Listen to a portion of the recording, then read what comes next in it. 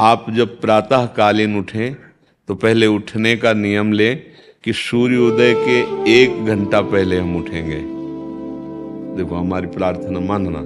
तो इस समय सूर्योदय कई बजे होता है?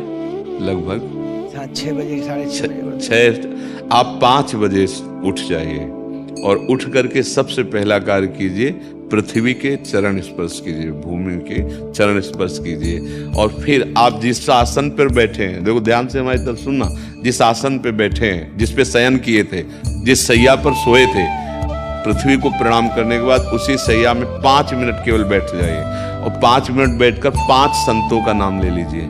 जैसे हम लोग श्री स्वामी हरिदास जी की जय, हरिवंश महाप्रभु की जय, हरिराम व्यास जी की जय, नागरीदास जी की जय, श्री ध्रुवदास जी की जय। 5 संतों के नाम याद कर लीजिए।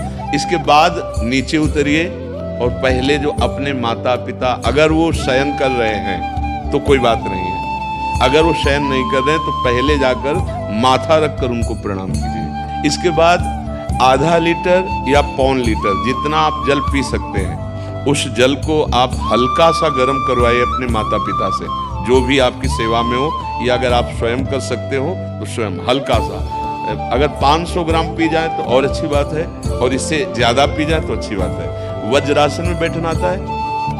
वज्रासन जानते हो आप लोग? देखो वज्रासन, वो देखो बैठ रहे हैं, ये दोनों पैरों इससे बैठकर जल पिया जाए। ये आपके ब्रह्मचर्य की रक्षा करेगा, कब्ज नहीं होने देगा और आपके मस्तिष्क की गर्मी को ठंडा करेगा। ऐसे वज्रासन में बैठकर धीरे धीरे 5 या 10 मिनट में जल पिया जाए, एकदम न पिया जाए। गिलास में लेकर के 500 ग्राम जल धीरे धीरे उसको पिया जाए। फिर इसके बाद आपको 100-200 कदम टहलना है। फिर इसके बाद आप शौच जाइए।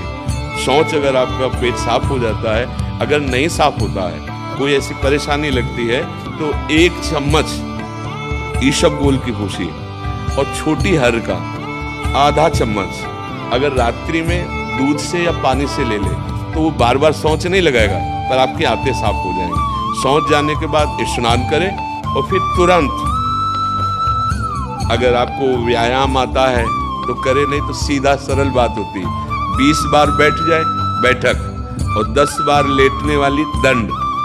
और इसके बाद जो अनुलोम विलोम, तो इससे खींचे, इसे छोड़ दे, इससे खींचे, इसे छोड़ दे। इसके बाद दोनों हाथ ऐसे करके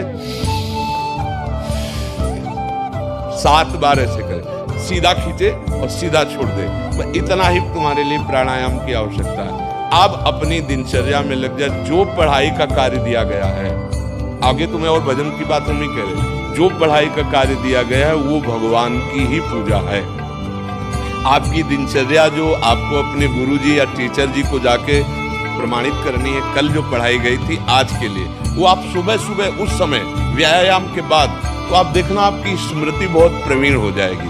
अच्छा, ये आपकी प्रातःकालीन दिनचर्या है। जब आप अपने गुरुदेव के पास स्कूल जाएं, तो हमें आजकल का तो अब पता नहीं, पर हम लोग जब जाते थे तो अपने गुरुजी को प्रणाम करते थे। तो जो स्कूल में आपको पढ़ाई पढ़ा रहे हैं वो तो बात है, अब आपको जो हम खास बात बताना चाहते हैं वो कि देखो अभी छोटे छोटे बच्चे हो, बच्चों में कुछ बच्चे ऐसे गंदे बच्चे होते हैं जिनके गंदी बातें दिमाग में आ जाती हैं और गंदी बातें वो करने लगते हैं आचरण में। आप लोग इतना तो जानते ही होंगे कि गंदी बातें किसे कहते हैं।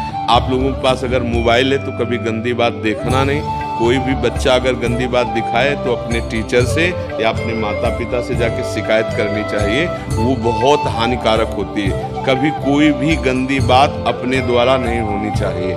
अभी आप नवीन जीवन धारण किए हुए हैं, आप भगवान की प्राप्ति, देश की भक्ति और बहुत अच्छे अच्छे पदों में जा सकते हैं। अच्छे पवित्र आचरण और पवित्र संस्कार। ब्रह्मचर्य के लिए गंदे बच्चों का संग त्याग करना, गंदी कोई ऐसी हरकत सिखावें या बात सिखावें तो उसको सुन करके छुपा नहीं लेना, तुरंत अपने टीचर से बताना या अपने माता पिता से बताना, और ऐसे बच्चे का कभी संग नहीं करना।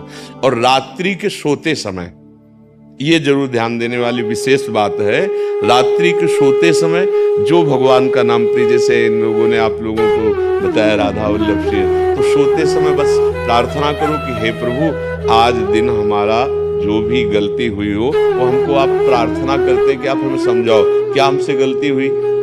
अगर पूरी दिनचर्या में ऐसा लग रहा है हमसे कोई गलती नहीं, तो भगवान सुबह से अभी तक हम सोने जो जा रहे हैं ये पूरा समय आपको समर्पित। आप देखना इसका फल देखना, एक तपस्वी की तपस्या का जो फल होता है ना उसका ये फल मिलेगा। और सोते समय बस राधा वल्लभ श्री हरिवंश, राधा वल्लभ श्री हरिवंश, इधर उधर ना सोचते हुए, ना मोबाइल देखते हुए, ना कोई गंदी बात मन में, और चुपचाप सो जाइए। और जब फिर सुबह उठे तो फिर ऐसी दिनचर्या, और पढ़ाई इस समय तुम्हारा भजन है।